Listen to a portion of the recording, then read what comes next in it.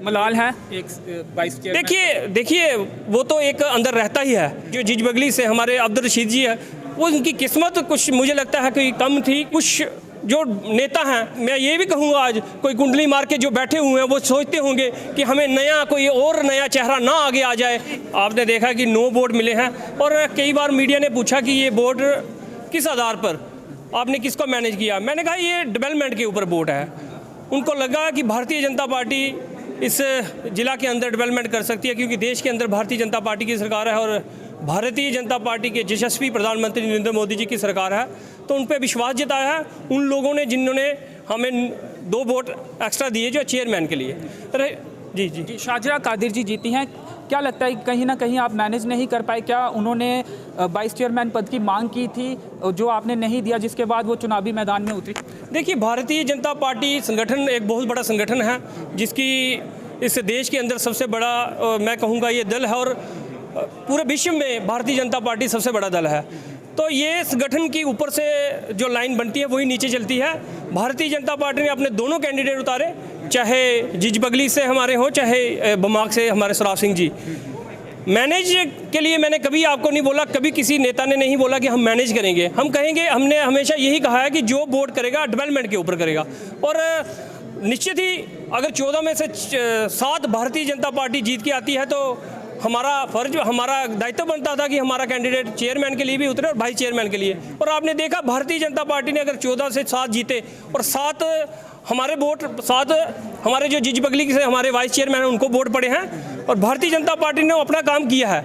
ठीक है, अगर किसी को लगता है शायद कुछ जो नेता हैं, जो मैं ये भी कहूँगा आज कोई कुंडली मार के जो बैठे हुए हैं वो सोचते होंगे कि हमें नया कोई और नया चेहरा ना आगे आ जाए, उसको रोकने के लिए ये कार्य किया गया। और बाकी भारतीय जनता पार्टी, अगर वो मेरे जो जिज बगली से हमारे अब्दुल रशीद जी है यहाँ रह गए हैं, टास से रहे हैं, नेक टू नेक उन्होंने फाइट की है, वो उनकी किस्मत कुछ मुझे लगता है कि कम थी कि जिसमें वो पर्ची से वो झटका भाजपा को मानते हैं कहीं ना कहीं, क्योंकि लगातार आप अपनी जीत के दावे कर रहे थे दोनों सीटों पर, और अगर चेयरमैन पद के ऊपर 9 वोट हासिल हुए हैं तो यहाँ पे 7 वोट ही क्यों हासिल हुए? वो 2 लोग जिन्होंने चेयरमैन के लिए वोट दिया उन्होंने वाइस चेयरमैन के लिए क्यों? देखिए अंशित जी, मैंने आपको यही कहा है कि जो यहाँ से वो आते हैं, पहली बार भारतीय जनता पार्टी का एसटी मैं ये कहूँगा और जिज बगली से वो जीत के आता है और भारतीय जनता पार्टी के सिंबल पे जीत के आता है, ये बहुत बड़ी बात है हमारे लिए भी और उसके लिए भी जिन्होंने वहाँ से जीत हासिल किया। उनके परिवार की मैं बात बताना चाहूँगा, उन्होंने बीडीसी का चुनाव भी भारतीय जनता पार्टी के सिंबल पे लड़ा और भारतीय जनता पार्टी से वो जीते।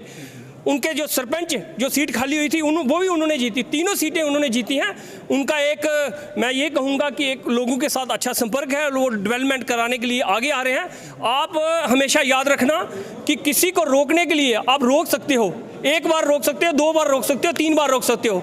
आने वाले दिनों में आपने देखना है कि तीनों के तीनों जो असेंबली के चुनाव होंगे, चाहे गुलाबगढ़ से हो, चाहे मोहर से हो, गुलरनाथ से हो, चाहे रियासी से हो, तीनों के तीनों भारतीय जनता पार्टी जीत के आएगी, ये मेरा विश्वास है।